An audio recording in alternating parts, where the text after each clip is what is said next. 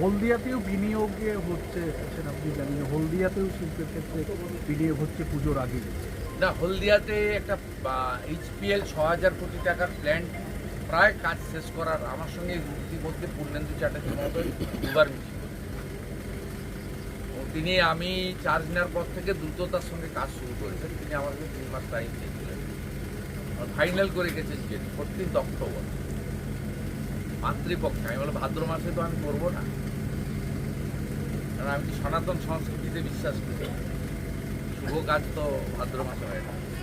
তাই আমি দুর্গাপুজোর মাসে এইটাকে আমি ডেডিকেট করবো 14ই অক্টোবর। উনি আমাকে আমন্ত্রণ করেছেন, আমি আমন্ত্রণ করি। বিষয়টি খুব দুঃখের, আপনি নিজেও বলেন ক্ষতিপূরণ হয় না। আজকে মানুষজন তারা আর্থিক একটা সহযোগিতা, আপনি পাশে আছেন, তারা বাইরে নিজেরাই বলছিলেন, তাই আপনাকে বলতে বলছিলাম যে ওরা অগ্নিকাণ্ডের মতো একটা বিপজ্জনক ঘটনা ঘটলো, দুঃখজনক, এবং তারপর তাদের পাশে একটা বিপজ্জনক ঘটনা ঘটলো, দুঃখজনক, এবং তারপর তাদের পাশে দাঁড়ানো, এটা একটু যদি আজকে খুবই এটা আমি কি বলবো, এটা তো আমাদের সরকার এই 101 দিন ধরে করছে। আপনি তো নিজে দেখেছেন দীঘাতে ফিশারম্যানদের জন্য হোক, হলদিয়াতে অগ্নিকাণ্ডেই হোক, এরকম অসংখ্য উদাহরণ আমাদের সামনে আছে। এমনকি মহিষাদলে একটা ছোট্ট নিষ্পাপ বাচ্চার উপরে যে আক্রমণ হয়েছিল, সেখানেও আমাদের জেলা আপনার ডিজাস্টার ফান্ড থেকে আমার নির্দেশে জেলা শাসক করেছে। সিএম রিলিফ ফান্ড থেকেও আমরা প্রচুর মানুষকে সহযোগিতা করছি। আমাদের কর্তব্যের মধ্যে পড়ে। কেন্দ্রীয় স্বরাষ্ট্রমন্ত্রী আসছেন, বিএনএস নিয়ে আলোচনা সভা হবে উত্তরবঙ্গে।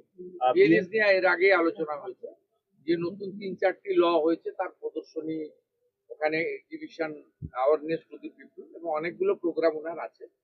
21 তারিখ এবং 22 তারিখ দুপুরে ওনার প্রোগ্রাম আছে, এবং প্রোগ্রামগুলো সবগুলোই সরকারি। এসএসবির প্রোগ্রামও আছে, কিছুটা রাজ্য সরকারের সাথে প্রোগ্রাম। দাদা, একটা ছোট্ট প্রশ্ন, হলদিয়ার শিল্প বর্জ্য, মানে বিভিন্ন ইন্ডাস্ট্রি বর্জ্যগুলো অবরুদ্ধ করছে ইন্ডাস্ট্রি। এই জন্য মুখ্যমন্ত্রীকে বলার দরকার হবে। এখানে হলদিয়ার এসডিও ইজ ভেরি কম্পিটেন্ট, এবং কালকে অন্তরা আচার্য মহোদয় এসেছিলেন, তিনি গাইড করে গেছেন। আইওসি সহ, পোর্ট সহ যাদের সাহায্য দরকার স্টেক হোল্ডার হয়েছে, এসডিও হলদিয়া লিড করবেন, এমএলএ হলদিয়া থাকবেন। উনিও সন অফ দি সয়েল, 500,000 ভোটে জিতেছেন। উনি অসুস্থ ছিলেন বলে 2-3 দিন একটু মানুষের পাশে ওনার কর্মী বাহিনীরা কাজ করেছে। উনি আজ থেকেই, এখনো উনি অসুস্থ, উনি তো নার্সিংহোমে ভর্তি ছিলেন। ওনাকে বলেছি যে অফিসে বসে কাজ করুন।